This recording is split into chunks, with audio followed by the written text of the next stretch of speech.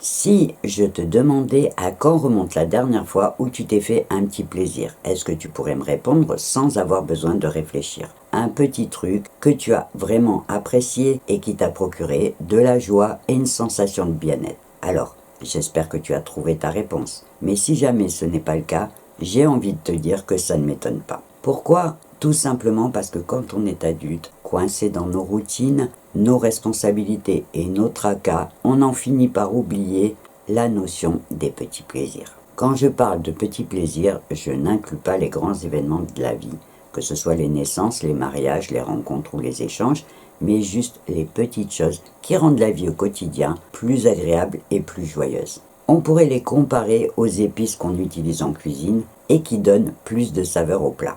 Alors, dans cette vidéo, j'avais envie de t'inviter à réfléchir sur la magie des petits plaisirs et sur leurs bienfaits sur notre santé mentale et émotionnelle. Et aussi sur la façon dont on pourrait s'y prendre pour leur refaire une petite place dans notre vie au quotidien. Pour nourrir cette réflexion, je vais te parler de 3 points qui me semblent importants. Le premier, c'est de comprendre ce qui explique qu'on finit par oublier de se faire plaisir. Le deuxième, comprendre les effets positifs de ces petits plaisirs sur notre santé mentale, émotionnelle et même physique. Et le troisième sera donc tout simplement de trouver de quelle façon on peut réintégrer ces petits plaisirs dans notre vie au quotidien. Puis, je partagerai avec toi un petit question-réponse. Et pour finir, je te proposerai un petit exercice simple pour t'encourager à passer à l'action au plus vite. Mais pour que tu comprennes bien le cheminement de ma pensée, il faut que je commence par t'expliquer d'où me vient cette réflexion. Alors, tu vas sûrement être surpris d'apprendre que la toute première fois que cette réflexion est venue me titiller l'esprit,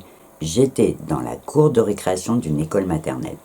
Je t'explique. Il y a quelques années, j'étais directrice d'un centre de loisirs maternels pendant 13 ans. Et donc, l'équipe assurait aussi le service des temps périscolaires dans une école. Ce qui en 13 ans m'a amené à passer plus de 4000 heures dans une cour de récréation à surveiller, mais aussi à observer des petits humains en train de vivre et de s'amuser.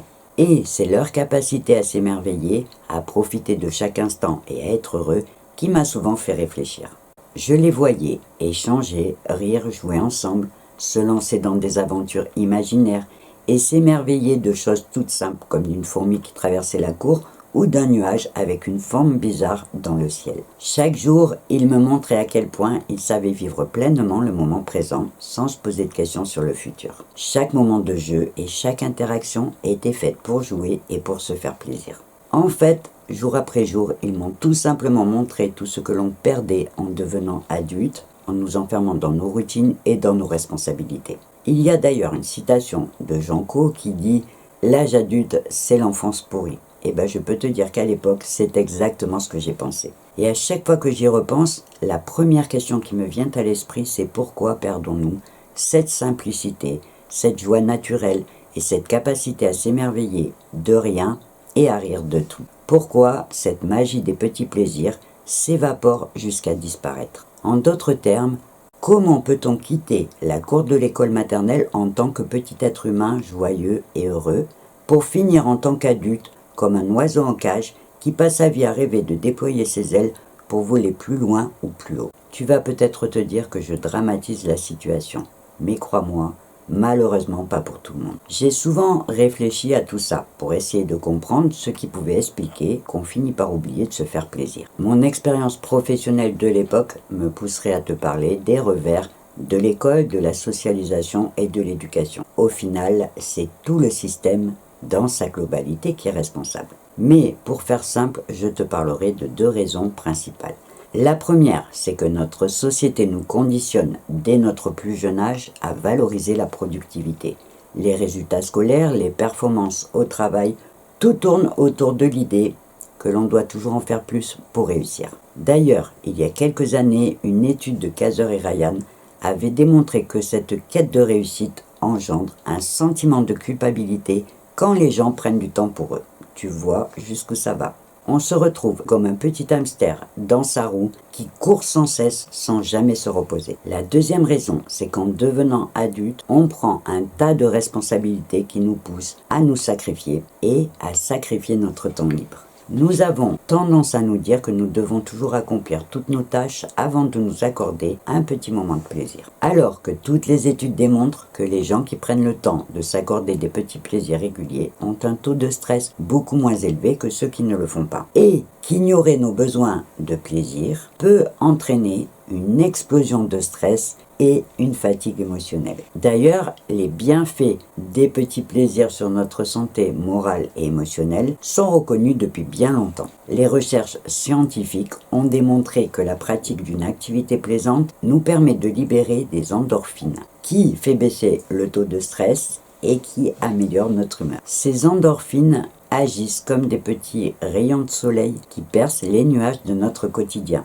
Ils éclairent nos esprits et apaisent nos tensions. Ensuite, les petits plaisirs créent aussi des souvenirs qui agissent comme des réserves émotionnelles. En période de stress, se remémorer ces moments heureux peut être une vraie bouée de sauvetage. Et se concentrer sur les bons souvenirs renforce notre résilience face aux défis. Cela revient à avoir un album photo dans notre tête avec plein de sourires et de moments joyeux auxquels on pourra repenser à chaque fois qu'on en aura besoin. Enfin, partager ces petits plaisirs avec les autres renforce les liens sociaux. Et les interactions sociales positives renforcent notre santé mentale et émotionnelle. Et donc, le dernier point important dont je voulais te parler, c'est la façon dont on peut s'y prendre pour réintégrer ces petits plaisirs dans notre vie au quotidien. Par toute logique, je te dirais que la toute première étape, c'est avant tout de commencer par les identifier. Savoir qu'est-ce que tu aimes faire pour te faire plaisir. Que ce soit aussi simple que déguster un bon café, lire un livre, écouter une musique ou assouvir une passion.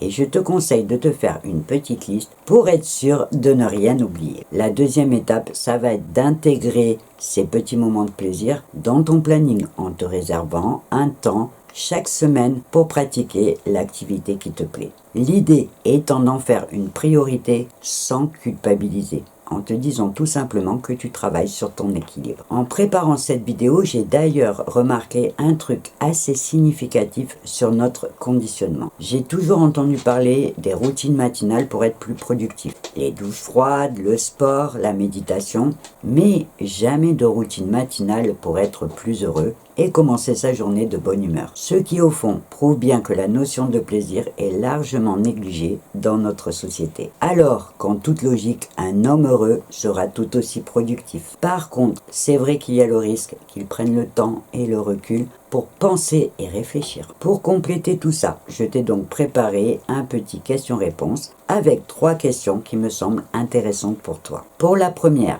je suis parti du principe que tu étais sûrement débordé. Alors, j'ai choisi comment pourrais-je réussir à trouver le temps de me faire plaisir. Alors, je commencerai par te conseiller de revoir tes priorités. Prends le temps d'analyser les tâches que tu fais qui te demandent beaucoup de temps et réfléchis si tu ne peux pas t'organiser autrement pour justement récupérer quelques minutes par-ci par-là. Le but en te réorganisant, c'est tout simplement de pouvoir te réserver 15 à 30 minutes dans ta journée pour faire une activité qui te plaît. Il faut que tu arrives à les planifier comme des rendez-vous importants en te disant tout simplement que ces petits moments de plaisir seront tes petites récréations de la journée. Tu peux aussi essayer d'optimiser les temps que l'on considère comme perdus. Par exemple, tu peux lire un livre dans une salle d'attente, tu peux écouter un podcast dans ta voiture. Et en cumulant ces petits moments de plaisir en plus, tu rendras ta journée plus agréable. Enfin, tu peux aussi parler de ta passion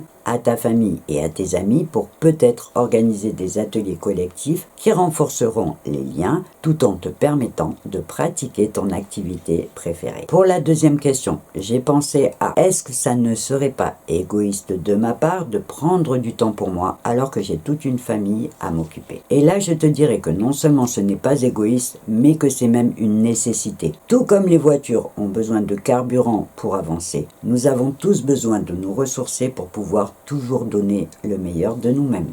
Sans compter que si tu as des enfants, tu leur montreras aussi le bon exemple et tu leur apprendras que prendre soin de soi est essentiel pour son bien-être. Et n'oublie pas qu'ignorer ses besoins peut mener à l'épuisement. Si tu ne fais jamais de place à la décompression, tu risques de t'épuiser. Donc, prendre du temps pour soi est non seulement une preuve d'amour vers soi-même, mais c'est aussi le meilleur moyen de faire face aux défis quotidiens. Enfin, pour la troisième question, j'ai choisi Et si je ne sais même pas ce qui me fait plaisir, comment faire? Alors, je te répondrai qu'il faut tout simplement commencer par y réfléchir. Consacre juste quelques minutes par jour à te demander qu'est-ce que j'aime faire et qui me fait plaisir. Crée-toi aussi une liste de tes souvenirs agréables. Même s'ils te paraissent simples, ils pourront peut-être te donner des pistes. Et si tu as du mal à te rappeler ce que tu aimais, ou que tout simplement tu n'as plus les mêmes goûts, alors je te conseillerais de t'orienter vers de nouvelles activités. Profites-en pour t'inscrire à un atelier créatif, pour t'inscrire dans un club, ou tout simplement pour essayer une technique qui te faisait de l'œil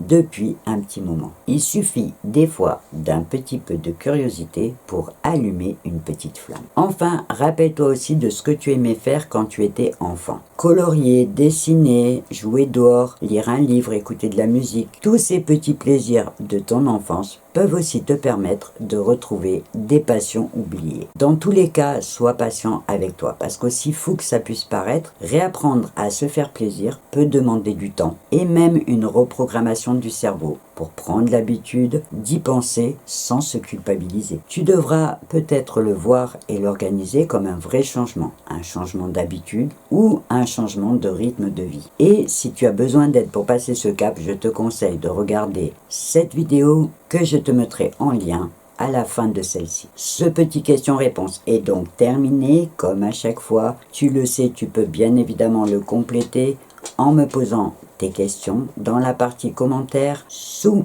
cette vidéo. Maintenant, pour être sûr que tu ne te décourages pas, je vais partager avec toi un petit exercice tout simple inspiré d'une thérapeute canadienne. L'idée étant juste de réhabituer ton cerveau à faire attention aux petits plaisirs de la vie, habitudes que l'on a souvent perdues. La technique est très simple, il s'agit tout simplement d'avoir un carnet sur toi et de noter les petits plaisirs que tu croises dans ta journée et qui t'amènent un petit peu de joie. Même les plus minimes, comme le sourire d'un inconnu, un compliment que l'on t'adresse, la chaleur du soleil sur ta peau ou un bon café partagé avec un ami. Ensuite, il te suffira de prendre le temps de relire ces pages de temps en temps pour t'apercevoir que la vie t'envoie déjà de jolis petits plaisirs. C'est un petit exercice tout simple qui ne demande pas beaucoup de temps, mais qui permet de prendre conscience de la valeur des petites choses qui nous échappent souvent. Pour finir, je rajouterai juste qu'en réfléchissant à tout ce qu'on vient de partager dans cette vidéo, je me suis souvenu d'une petite phrase que j'aimais beaucoup. Il faut regarder toute sa vie avec ses yeux d'enfant. Je n'ai jamais trouvé l'auteur, mais elle m'a toujours beaucoup inspiré. Et enfin, que dans leur quête de spiritualité, les maîtres taoïstes nous enseignent que pour atteindre le sommet de la sagesse, il faut réussir à redevenir un enfant. Pour retrouver notre curiosité, notre capacité à nous émerveiller et notre innocence. Et il rajoute même que c'est le travail de toute une vie. Voilà. Je vais donc te laisser méditer au calme sur cette belle idée. Dans ma prochaine vidéo, j'ai choisi de te parler d'un sujet qui impacte souvent nos vies plus que ce qu'on le voudrait. Et je te parlerai donc des relations humaines. Cette fois, tu sais tout. Alors on va devoir se quitter, mais bien évidemment, je te donne rendez-vous dans ma prochaine vidéo. Et en attendant, je te souhaite une belle journée ou une belle soirée et je te dis au revoir et à bientôt.